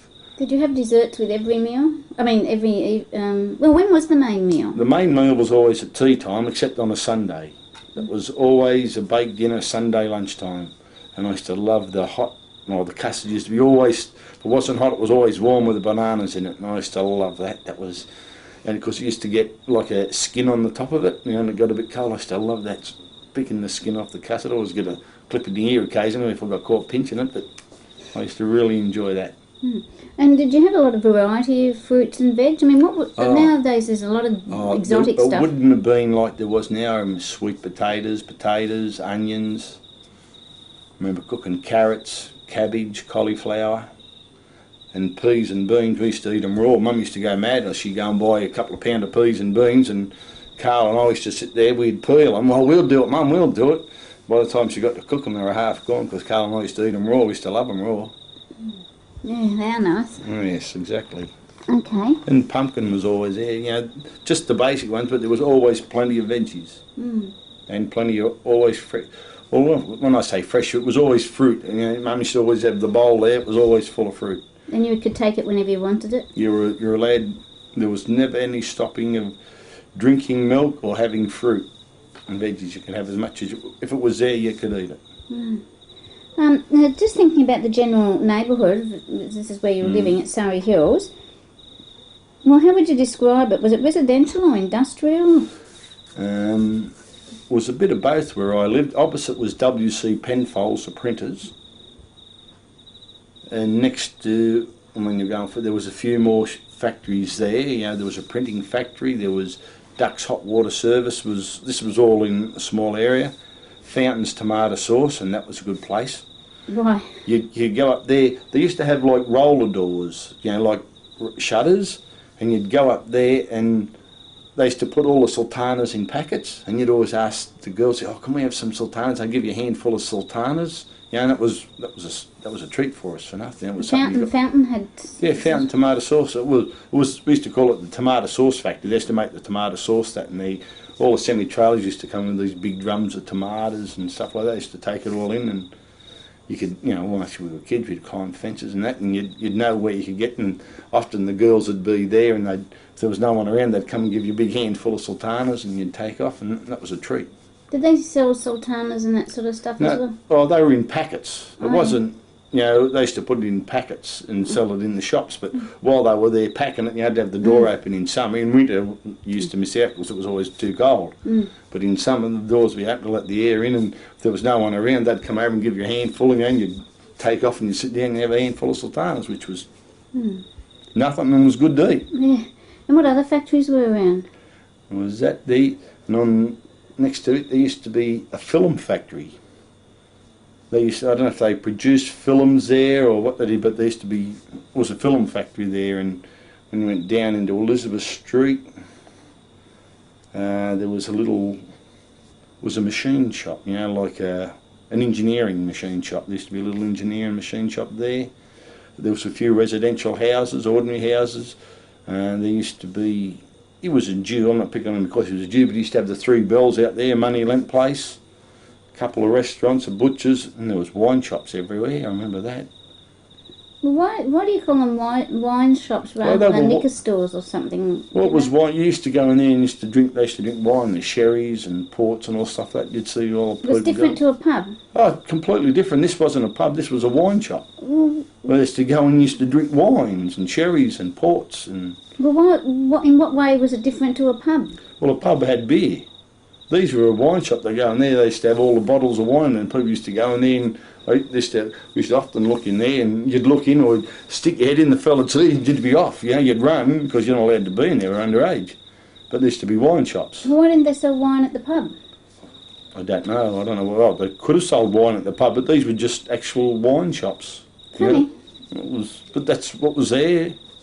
And were they arranged were they arranged in the same way as a pub? No, there wouldn't have been any wider than this bedroom, than this lounge room. Oh. The place, you know, there's a few tables in there and people would sit down there and they used to drink wines. And what sort of people would patronise a wine shop? I mean... Well, you'd see a lot of deros used to get in there and get the cheap plonk. And yet you'd see other people in there, you know, well, most people used to wear a coat and tie in those days anyway, no matter where they worked. Most people had a coat and tie on, especially men. That was the way they used to go to work. Well, they mightn't have had a tie, but most people always wore a coat or a jacket. Summer and winter, they just seemed to be like that. But you'd see you could see they looked a bit better because their shoes would be nicely polished, and they just seemed that little bit better than what we were. Whether they were, you know, like I said, this Penfolds was a big place, and the Daily Mirror. Well, I call it the Daily Mirror, it's what the Telegraph Mirror now, but the Daily Mirror was only a stone's throw away. There used to be hardware stores. There was a variety of little shops around, you know, and businesses around. The Boomerang Toy Company used to be down the bottom of Clisdale and Butt Street on the corner. They used to make the Boomerang toys. I don't know if you remember them. They were like trucks and cars, but they were made out of metal. And if any of them were damaged, you'd hang around at Christmas and you'd get these damaged cars and trucks, and you thought you were king of Boomerang toy. That was a brand of them, Boomerang trucks and cars. So were their houses sort of mixed in with all these industrial sort of... Well, the street I lived in, there was down the bottom in the corner of Elizabeth Street and Dawson Street, there's a residential. Then there was King's Disposal, a bit of King's Disposal, like the truck where they used to take all the trucks in and do the delivery. There was a garage. I think the garage belonged to Penfolds. That's when I mean a garage. It wasn't a garage where you and I could go in and fill a car with petrol, but like all the boss's cars have been there, where they get polished and petrol and cleaned and greased and oiled. Then there was King's had another yard where he used to keep all these. I can remember trotting, you know, the sulkies for trotters and things like that. He'd keep in there. Then there was our Five Places, and up in the corner was just a little. It was a house, but the bottom floor he made into a factory. He had a few machines in there. He used to just make. I don't know what he used to make in there, but it was a little factory in there. Were the people who lived in the neighbourhood, were they affluent or were they mostly working people, or were they professionals or? All working people, all working class people. Of course, we used to all hang. We used to call ourselves a gang, yeah, but we weren't used to get, apart from minor trouble, you know, like kids normally get into, but we used to hang around and play, but we never seemed to play in the streets much. We'd play a little bit in the streets, but we'd always want to go to the playground or play in the park, you know. Of course, they had tennis bats, they had baseball, rounders, you name the game. They'd teach them cricket, football, basketball. They used to teach you athletics. They had everything, monkey bars and all to climb on and poles to climb up and down. You always had something to do and play over there. Yeah. Before you came to a gang, by the time you were growing up in the 40s or in the 50s, in the 40s, yeah, 50s. Had the razor gangs gone from Surry Hills? I can remember people talking about them, but I don't ever remember the razor gangs. I remember everyone talking about the razor gangs, and they used to wear hats, and on their brim they used to slip the razor in them. But I can honestly say I never seen anyone or knew anyone. I just heard people talking about them. Well, for you as a kid, obviously the social focus was the Woolloomooloo Playground. Or Woolloomooloo or Coronation Playground, depending where I went. well, what about for adults? Was there a place in the area where, you know, people in the neighbourhood would meet to talk, or was there a favourite pub or a house where people would go and gossip or anything? Well, I said I remember Dad going to the pub. They used to go to the pubs and that. And Mum would often, you know, have a cup of tea with a lady next door or something, old Kitty or Madge up the road. She used to go and have a couple with them and they'd have a little yak. But how often that was, because I was at school. But I know they used to always have a little chat to each other. But there's no place that stands out in your mind as being a particular... No, not really particular. Like the playground, I remember if there was to do on, all the parents used to go there. Like, well, was that a focus for the adults as well? well, they used to put a lot into the playground. But like, to me, when I was there, like Mum and Dad, or not so much Dad, but Mum, I would say, would be there. You know, she would probably been there because she used to make stuff for the playground. But to me, it didn't relate. I was just, I want to play. Playing with all my mates. We were out playing and that, and it was time to go home. And I think they used to have meetings there too. I'd say probably they used to go there. But did most kids' parents have something to do with the playground or support it in some way? Well, most kids played there. So if you played a sport there, you know, like the mums would make your singlets. Like you'd all buy a white singlet and they'd all dye it the colour of the team you played in. You know, that was. But like you wouldn't dye one and she wouldn't dye one. They'd all do it together in a group because it was cheaper for everyone to do the same. And it was all dyed at the same dye instead of yours being a bit darker and a bit lighter. That's how they used to do it. Was it a safe neighbourhood, Surry Hills? Well, put it like that. And Woolloomooloo, really. Well, like I said, I never had a key to the front door till I left, and I was 19-year-old when I left. That was about 63. I never had a key to the front door. It was never locked. Our place was never robbed. Was there crime in the area, aside from the SP booking the prostitutes and the sly grog? To me, that's not crime. To me, that's not a crime. That's just growing up. But I suppose it was the petty crime here and there, but you never hear of it because I suppose everyone looked after one another and knew one another.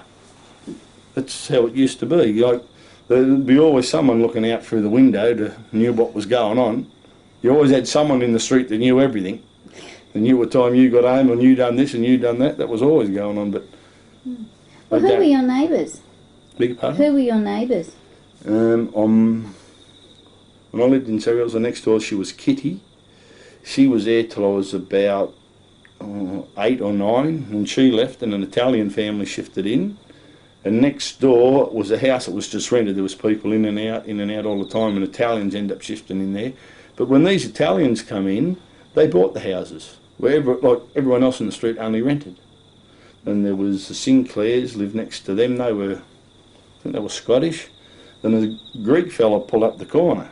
Well, actually, that was used as an illicit house for ladies, very close to home. But that was life. That was it. Well, where did most people work? Used to be a lot of work for the council and the railways, public transport. I remember often seeing them walking up with their navy blue or dark blue shirt and pants on and their caps. You know, they were either the train drivers, or not the train, the tram drivers or tram conductors. Of course, you didn't get many buses. We used to have trams running. You know, you'd see them, so you know where they worked, and there'd be a lot used to work at the railway at Everly Street. There was always heaps of people there. I'd say, well, all the factories that seemed to be around our area, the people that lived there didn't seem to work there. I don't know why. It just, as I know, most people either work for the council or some government department. They just the way it seemed to be. You know, like my dad worked at the Bunurong Powerhouse. I'd say that would be some government authority. A lot of people worked on the railways, on the tramways. But the people that seemed to live in where the factories were around, they were people that come from out to go there. Can you remember when you were talking to your friends or just knowing people in the area, did you hear anything of industrial accidents? Because they didn't have the regulations and the safety things that we have now. Do you have any recall of of a lot, or any? There was. I remember seeing a few people used to have fingers missing and things like that. But you know, like I wasn't into that. Yeah, I just knew they lost their finger at work or lost an arm at work or something like that. There were a few accidents, quite a few accidents like that. But What about with your friends' fathers? well, when you say friends, not directly close friends, that we used to hang around together. But you know, like if we'd go to school, you know, like we'd have our own group at school, kind of, and someone in a lower class or a higher class, his dad's got hurt at work, you know, he's broke his arm or he's lost a couple of fingers or he's cut his foot or something like that. But you know, it's just something we never thought or just. But you do recall. I can it. remember there has been injuries, yeah. Or if anyone ever got hit by a car, that was something special because there wasn't a lot of cars. We used to ride billy carts when we were a kid in Surry. We used to come down Clisdale Street, which had a good hill on it, up to Devonshire Street, and go down and cross over Elizabeth Street. That's where the tram lines were. You had to be careful going there because it was really bumpy and the wheels would get caught sometimes. But you'd have someone standing on the corner. There wasn't that much traffic of a Sunday. Everything was shut. There was the tram would run every half hour, or every hour or something, and you'd have someone standing down there. And what we used to have races. Everyone had their own billy cart. We used to start at Clisdale Street, come down the hill, come down a big hill, go up a little bit to Devonshire Street, and you turn down Devonshire Street, and you'd have the kids. A couple of kids would stand down on Elizabeth Street where it crossed over, and they'd wave to you if there was a tram coming. If it was clear, they'd just stand there, and you'd go down, and you'd have to turn up Buckingham Street, or left into Buckingham Street, so you could go the fast without getting out of the billy cart.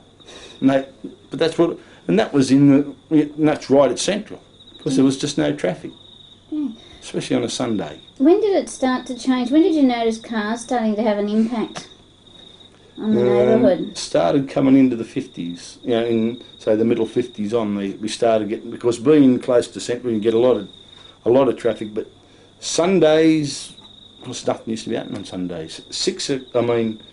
12 o'clock on a Saturday, all shops and everything used to shut, and that was it. And Saturday afternoon would be quiet too? Oh, Saturday afternoon, yeah. Did your family have a car? Never had a car, never had a phone. Gee. And the post used to come twice a day and once on Saturday for deliveries. What smells can you remember of Surry Hills? There was the paint factory up in Clisdale Street. They used to make this yellow paint. I could smell that.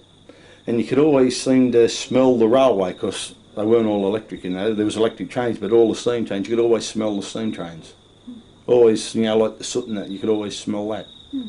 What sounds do you remember from your childhood? The trains all the time, and the trains clink, clink, clink, clink, clink, with their clinks.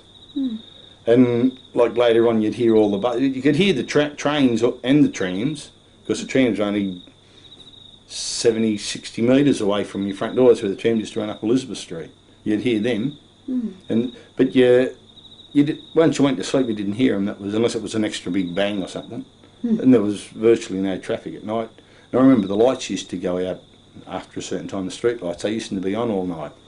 Because sometimes if I was lucky enough, one of my brothers would let me sleep out in the veranda with them, the street would go really black late in the morning. You know, it'd be late, you know, if they come home late, and because they were allowed out, they were working. You know, and the street was black because the street lights used to go off. That was just the way it was. But now they're on full time, so things have changed. Yeah. Can you remember any big events from your childhood? The most big events would be something that would happen at the playground mainly.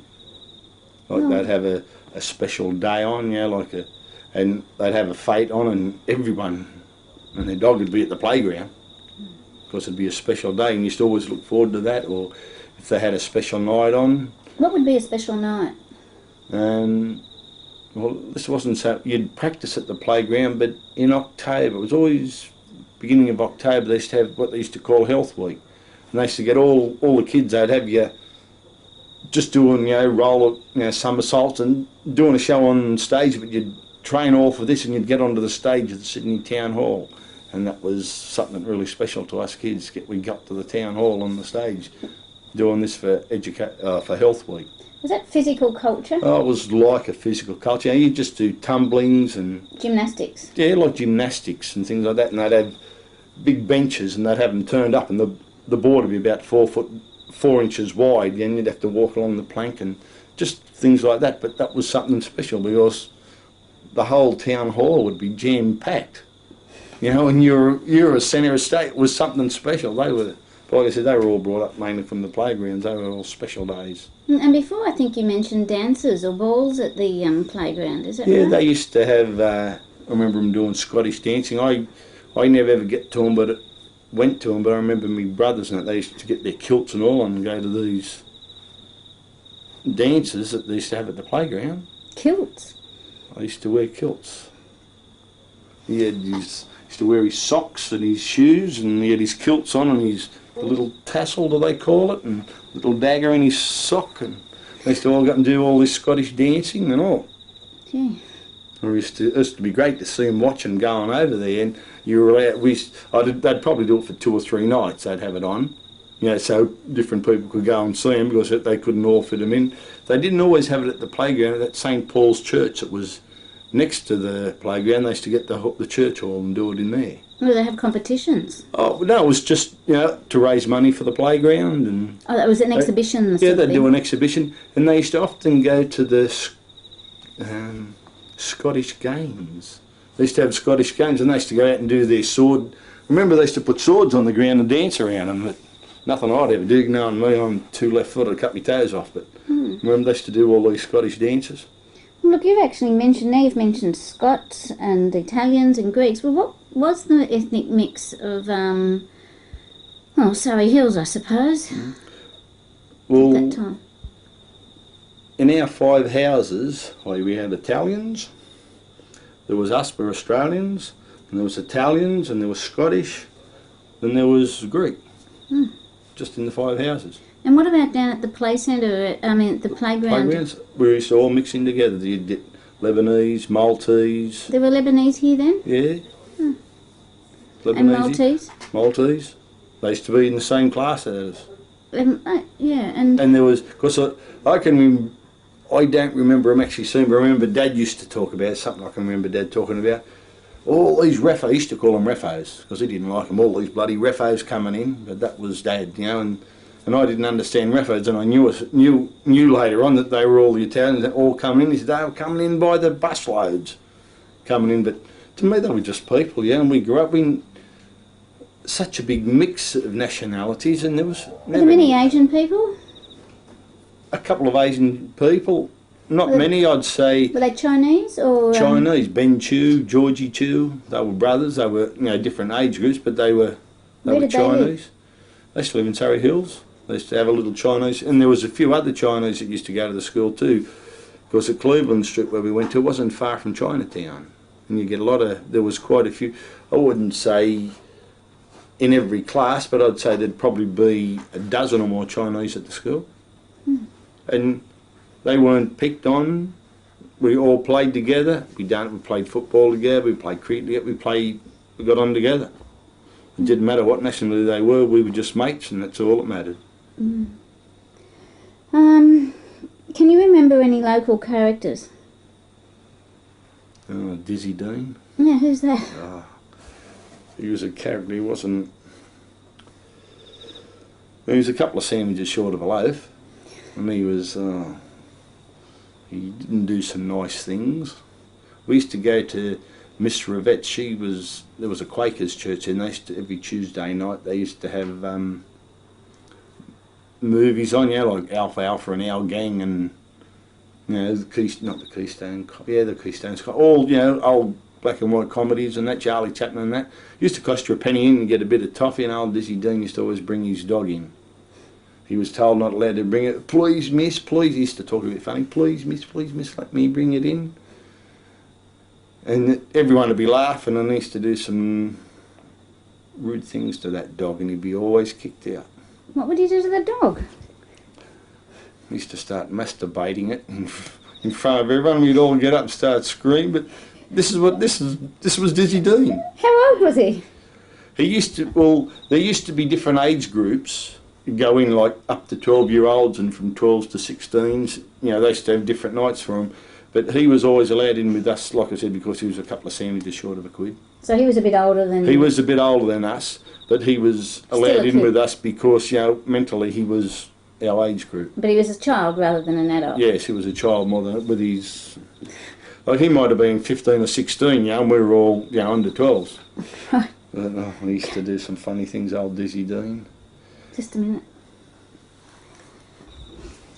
He was one old character, and this one wasn't a character, it was a dog, Dusty. Yeah? It was a dog that used to hang around the playground, and everyone loved that dog. Everyone used to feed it and pat it and love it. What sort of dog?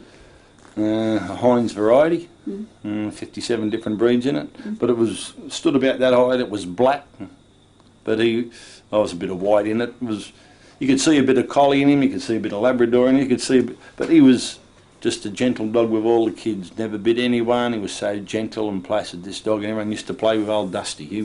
Everyone knew Dusty. They went to Coronation Playground. Dusty was their dog. And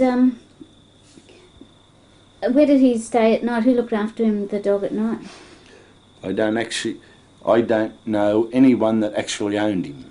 He was just a dog that was there. And like I said, everyone would give him a little bit of scraps or something. You know, like even if you took sandwiches to school, you'd keep your crusts and you'd take and give them to Dusty. And like he'd get, there was always water at the playground to drink. There'd never be a dish of water out there for him to drink, but he never caused any trouble. And he was allowed in the playground? He was allowed in because there was something about that dog, you know, like most dogs, just when they want to just make it. He used to always go out in the park and do his business, never in the playground. It was just a dog. It was more human than dog, that Dusty. Can you remember any other local characters? There was another old local character, and I can't remember his name. He was a lot older. They used to say he had shell shock from the war. Yeah. Like, and to me, I didn't understand. They used to call him shell shock. I didn't know what it meant, but he used to burn his money. He used to work at the markets, and he'd come home and he'd walk along and he'd start yelling and walk off. And I remember him burning a £1 note once, and I couldn't believe it. You know, because a £1 note was a lot of money. But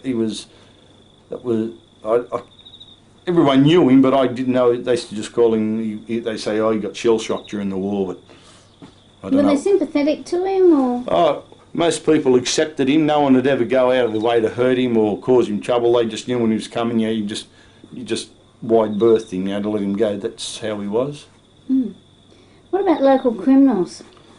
Oh, there was criminals around, but like I said, well, you couldn't class Katie Lee and her lot. I couldn't class them as criminals. To me, they were two nice people. Well, I thought they were nice people, what they done for the kids. Were there any people that you had to avoid, that your mum told you had to avoid? Well, not really anyone to avoid, because being so young, like she just said, you know, you don't go, like with the broth and that, well, you don't go around that area and you don't go here and you don't do that. They probably wouldn't have said nothing. Like everyone knew Katie Lee. She wouldn't say nothing. Oh, I told someone to go there for a drink. So, well, you watch who you tell to go there. You know, not telling you not to do it, but try to advise you, you know, to keep away from it. Not to send the police? Yes. Did you ever go on holidays? Don't ever remember going on holidays. Holidays was at the playground. We used to hate Good Friday and Christmas Day. Over the 2 days a year the playground was shut. Gee. But we used to go, I remember going to the show, we used to go out to the Easter show a lot. Because it was walking distance, and like I said, you'd save all your beer bottles up and to get in, because once you got in you'd walk around all day. You wouldn't really have many rides because, you know, the money, but just to walk around you might have to buy 1 or 2 bags, and if you bought 1 bag it was good. If you could buy 2, they used to be about 2 and 6, but the bags in those days, if they cost 2 and 6, you probably got 10 bobs worth of stuff, because I remember the fountains bag, you get all the little bottles of tomato sauce, and you'd have your chutneys and your sultanas and flour and all things. It was worth buying. Well, the licorice bag was my favourite, but I suppose I'd get one of them every year being the baby. Lucky. What were the most popular newspapers? The Mirror, this is afternoon, the Mirror and the Sun. remember Dad used to buy the Sun. And what about magazines? The Woman's Weekly, that was, I can only remember the Woman's Weekly, because I got one when I was at school. I came out was a special one about all animals, Australian animals. I can remember that. Did you read comics? Oh, there was a lot of Phantom comics. Phantom was my favourite. I ended up getting a Phantom ring, and I thought I wanted to go and punch everyone, because when he punched, they used to leave the Phantom mark on him, and I wanted to punch everyone. I was too little. They used to give me a whack in the ear, especially my brothers. What pictures do you remember? Movies. Oh, we used to go to the movie show itself was called the Redfern Empire, commonly known as the Bug House. That was what it was called, the Bug House. Well, what was that? Probably because it was an old place and used to get bugs there, but everyone used to call it the Bug House. It was a movie show. You'd say, we're going to the movies, we go to the Bug House, and everyone knew that was the Redfern Empire. Well, who were your friends?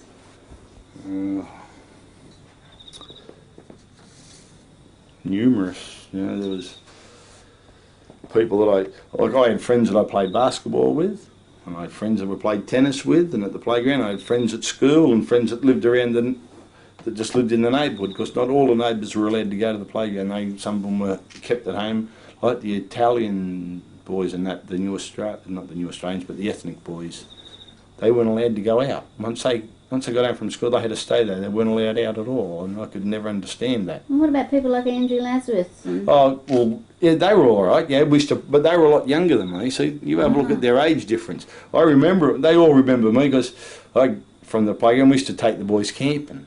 Oh, yes. See, and I'd always put my hand, because I grew up as a family group, and playgrounds give you something, you want to give something back, so I'd go out. And I think when you took photos last Sunday, you'd see there's me with about 6 or 8 boys in front of me. Oh, right. I was only about 17 or 18, but you'd take them camping. But when you were a kid, the ethnic kids didn't go to the playground that much? Not so much at Coronation. At Woolloomooloo, yes. All right. More at Woolloomooloo than Coronation. Well, you talked before that you sort of that your house was like an open house, and your friends were always welcome, and to have meals and everything there, or would they? Well, when I say meals, because most kids had to be home at tea time, but I mean that was mainly of a lunchtime. That was mainly only of a Saturday, sometimes of a Sunday. Because most people had a baked dinner on a Sunday. I can remember all the neighbours used to have baked dinners on Sunday, me mates, especially at Surry Hills. And even at Woolloomooloo, I know old Mum Muscat, she used to always have a baked dinner on a Sunday. And that goes back to the 70s. Right. And you mentioned earlier that there was you sort of had a second home in Woolloomooloo. Where was that?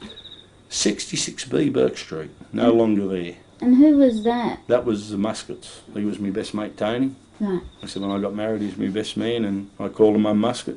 Yeah. They used to call me the black sheep of the family, because I was the only blonde one in the family. Everyone else had black hair, except me, I was blonde. Yeah. And could you stay over there? Quite often I slept there. I used to sleep when you walk into their front room. I used to sleep there on the lounge. That was my bedroom.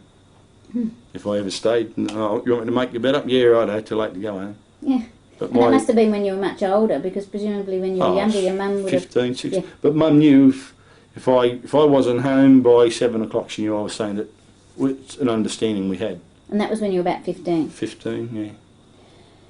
Okay, well, can you remember any adventures you had with your friends?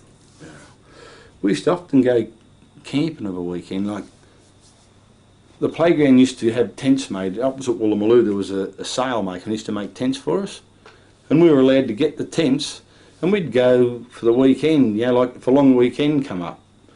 When we were at school, we'd tell Mum we'd have our bags packed, and we'd jump on the train, go down to Cronulla, bus, ferry across to Bundeena, and we'd walk from Bundeena all the way down to Stanwell Park, just stopping and surfing. And I was still at school. High school? Yeah. But there might be a dozen of us or more. We'd all take these tents, we'd just camp. We were never worried. And were you supervised by people from the playground? Well, the playgrounds would organise everything, but we'd have to get permission from our parents before they'd lend us the tents anyway. But like I said, the parents were in contact with the playgrounds all the time, so they knew what was what and who was who. And you knew if you took that tent in that condition, how to come back in that condition. and everything. But, you know, they're always there to help you and do things for you. But they were good. Yeah, we just never caused trouble. We'd just go down. The first night we'd always stop at Woolloomooloo and stop at Gary and just go down, just have a little surf here, there and everywhere. Burning ponds, and you'd get down to Stanwell Park would be the last day, then you'd catch a train home. Sounds great. Like I said, but we weren't scared. Even though it was out in the bush, we weren't scared. Maybe it's because how we were brought up, people didn't lock their doors. I don't remember my mates walking around with keys to open doors and lock doors. Except when the ethnics come out, they always had their doors locked. They were different. But maybe they come from a different part of the world, which they did, and the war being in Europe, maybe it was different. What school did you go to? Cleveland Street Infants, Cleveland Street Primary and Cleveland Street Boys High School. It was the only school I ever attended. Gosh, and did most of the kids from Surry Hills go to that school? They either went to there or the Catholic school. What was the Catholic school? De La Salle at Surry Hills. Some of them, the girls didn't actually go there. They'd go to Mount Carmel. That was at Waterloo, which was probably about a 20-minute walk away. You know, before when we were talking about ethnic mix, you didn't mention any Aboriginal people. Yeah, there was a few Aboriginals, but we had them at school, but they didn't. You might get the odd one will come to the playground, but they wouldn't. You might see them for 2 or 3 weeks and they'd go.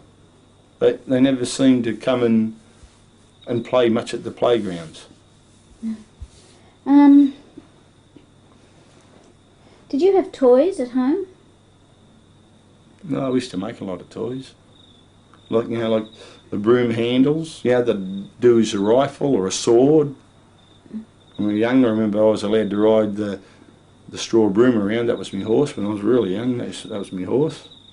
But yeah, we had a few toys, but not a lot of toys because we didn't need a lot of toys. You're at the playground, and the playground, they did have toys there for little ones, but they had games to play. You had your slippery dips, your swings, and all those things. Plus, you could play tennis and basketball. They had all sports there.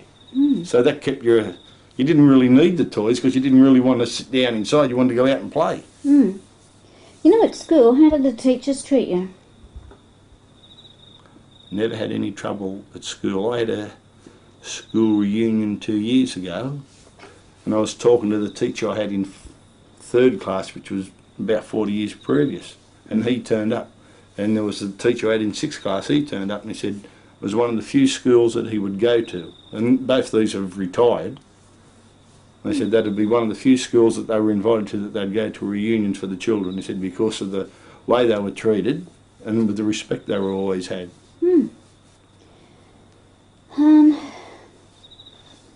Sex education. Did you get any at home from your mother or father or at school even? Yeah, we used to have a little bit at school. But my brother Darby, like I said, he took over when Dad died. He taught me. He educated me. He told me what was right and wrong and what to do and how to do and explain anything. If you've got any questions, asked. Were there people in the neighbourhood you had to avoid? I never had to avoid anyone because no one worried me. I think because we were a big family and everyone knew one another. But all right, there was a few bad eggs around. Like who? But although we just kids were growing up that I wouldn't mention names that had been in trouble with police and done things like that. And like I'm talking about at Surry Hills now and Chippendale and Waterloo and that where they were some bad boys out. When I say boys, they were my age and a bit older that had been in trouble with the police. I just knew it was bad to hang around with them. And we were taught right from wrong and we just never hung around with them. How far were you allowed to roam as a kid? How much freedom did you have? Virtually unlimited. But I couldn't go anywhere. If I was, say I was going to Woolloomooloo, I'd tell Mum I'm going down the loo, Mum. She knew where I was. I couldn't go anywhere without telling her. I couldn't even, if I wanted to go down the shop to buy a lolly, which I never did because I didn't have any money, but if I was going down the shop, once I walked out that front door, I had to tell Mum where I was going or I stayed in the door. She had to know where I was going, or I said, look, I'm going down there, I'm going to Tony's, I'm going to Gary Stanmore's, Dennis and Claude's and whoever, a lorry deep Pasquale. Said, I'm going here, there. As long as she knew where I was going and I was in that area, she was quite happy and contented. She knew where I was going and what I was doing. Well, from what you've been saying, you spent most of your time that you could, you know, at the playground. But I was thinking, you live so close to the city. Did you ever go to, say, the Australian Museum or the Art Gallery or any of the sort of... Yeah, I've been to all. We used to go to the gardens. And you're only talking about the Australian Museum. That's the one you mean at Hyde Park. What about the one over at... Ultimo? Yeah. Yeah, you Not the went there? Powerhouse Museum. There used to be another one there near the... Yeah, used to go to all them. Like if it was a rainy day or something, you couldn't do nothing in the... You know, you couldn't go out and play. Like we... All right, you might get a bit wet, but we'd run around and we'd get there. You know, we'd go and have a look through there for the day, because everything was free in those days. There was no charging.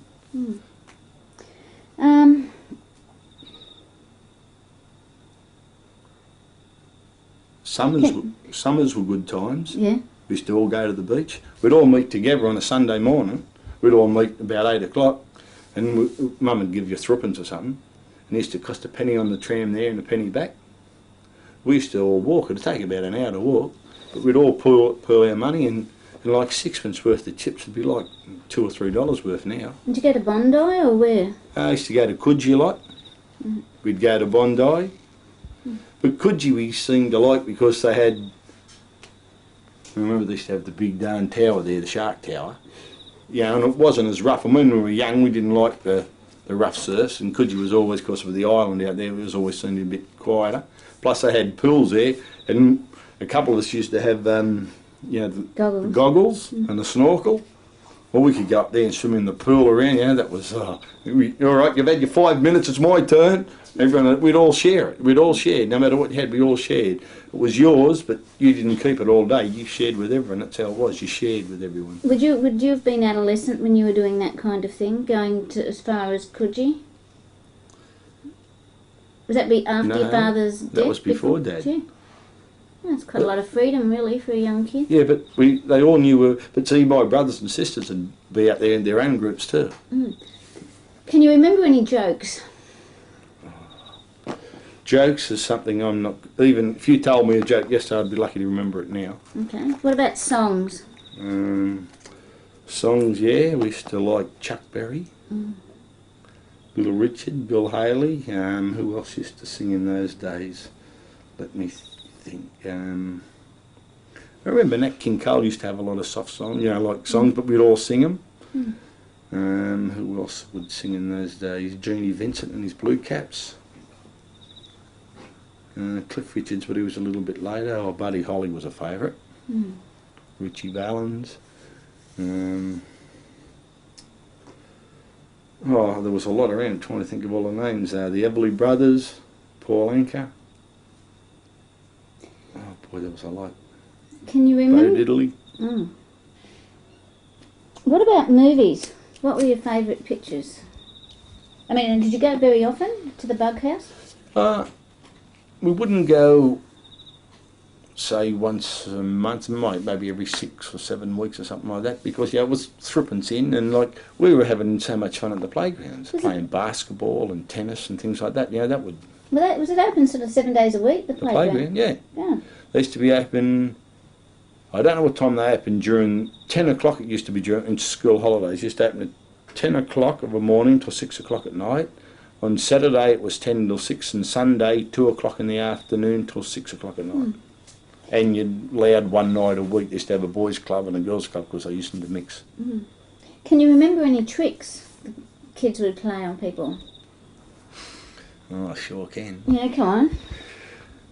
Well, you know, the street lighting wasn't as good as what it was now, and you used to get, you'd get about the average height, and you'd tie black cotton across the street, you know, across the footpath, and watch people walk down into it. Oh, I used to see some funny sights with that. And Knock Down Ginger was another favourite, because the street, you're only about one step away, the doors are only one step away from most streets, and they used to have all door knockers, and you'd tie a bit of black cotton onto it, and you'd get across the street, you'd leave the cotton, you get there, and tap, tap, tap, and you'd hide. You'd see they'd come looking out, you'd let the cotton go so it'd go with the door, hard to see. Or we had a few little buggers, things like that to do. Yeah. But that cotton across the street and hitting someone in the nose, that was because they'd stop and they'd be feeling they didn't know what was going on. Oh, that used to scare a few people. But it was fun. Yeah. Knock down ginger, that was just, like I said, knocking on the doors. Can you think of any other tricks that kids would play? Yeah, any tin roof. You get a lot of rocks and throw on the rocks on the roof and run like buggery. Just little bugger things. Not meaning to hurt anyone, but just for the fun of it. Do kids play in the street very much? The kids used to play in the streets, but like we had the playground, and that's where we used to be. There was no need to play in the streets. If you played in the streets, you had nothing to play with. But if you went to the playground, you had everything. It was there. And you were supervised. And you, like I said, kids would love to get there because it was like a second home. It was just so special. And they had staff that stayed there for years and years staff and years. There, all yeah. I had 30 years more. Lots of people would be there. I don't know how long Strawny was there, but I think when she left the Air Force, she went to the playground. It was in the 40s, and I didn't think she retired till probably the 70s. Gosh. It was a long time. Can you remember the Queen's visit in 1954?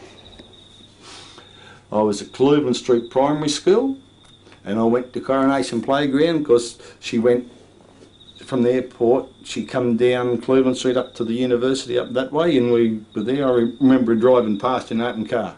Oh. Yeah, I can remember that. How did you feel about that?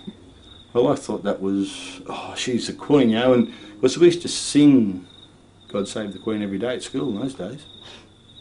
Well, our school used to. I don't know about other school, but we used to have to sing God Save the Queen. Didn't your father have an opinion on that? He had his opinions. What would your father think about that? He never cared much for the monarchy. And I think I thought it was great because we were taught the Queen, everything was taught about England, and I remember we had a map on the board and we had the route she come out in the Royal Yacht Britannia, you know, where it come and all like that. We had to do it.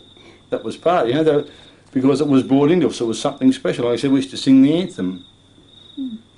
Every day we used to have to sing the school, not the school anthem, actually that was our national anthem in those days, the Australian national anthem, God Save the Queen. It wasn't just the Queen's anthem, it was the Australian anthem. What did you know of the world outside your local area? I just knew in different countries everyone spoke different. Like, to me I just thought, you're a person, everyone spoke English, that's all, till we got all these ethnics come in, then everyone speaks different and does different things. You know, like, I learned a lot from the ethnics being there. Like, it opened my mind up. Even though I was young, they do that different, they do this different, and oh, geez, I thought everyone was the same. I thought everyone done the same thing day in, day out, and that was life. When they come, their different ways of life and the way they do things is different. And so, actually, it was probably good learning. Maybe that's why I don't mind who walks in my front door. If you're a friend, you're a friend. Like Andrew, Lazarus, Dom, you have a look at them all the different nationalities. We're all mates. Because you learnt that. They were different because they done things different, but we're still all mates. And did you go to each other's houses, the Italian kids' houses? I've been to Italians, and I haven't been to Andrew's place. Like I said, he was a lot younger. But when I was in Surry Hills, there was Greeks and that there. But that's where I first got me spaghetti. I didn't know. To me, spaghetti come in a can. But when the Greek Italians next door, they cooked and invited me in because I used to play with their kids. I used to help them speak. They used to all speak with a real bad accent, and you'd try and help them out a bit. And they brought me in for this. That day I couldn't believe this big pot of spaghetti he cooked. How did that come out of a tin? I couldn't believe it was different to what was in a can. So I first got me taste of spaghetti, and I was only young then. Just to change the topic a bit, what can you remember of common childhood illnesses? And can you remember any deaths? Deaths? I remember my dad's. I was only young then.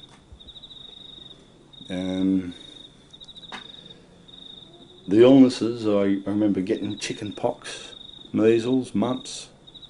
I remember I think it was if you got the mumps or they had to put you in a room. Everything had to be covered up in darkness.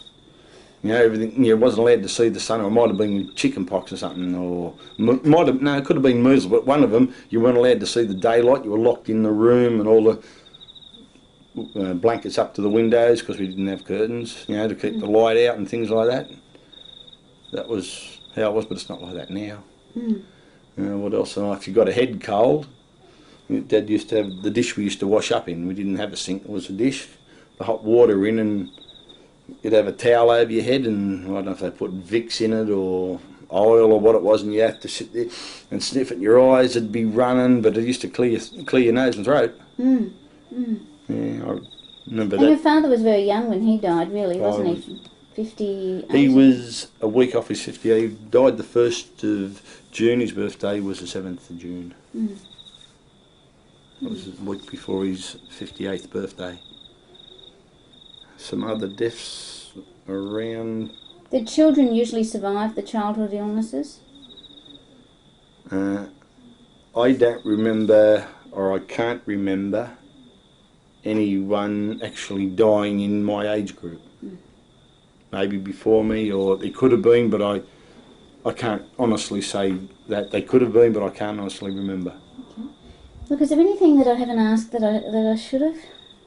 Oh, you can ask as many questions as you want, and if I know the answer, I will tell you. Well, I think I'm just about out of finished. questions? Yeah.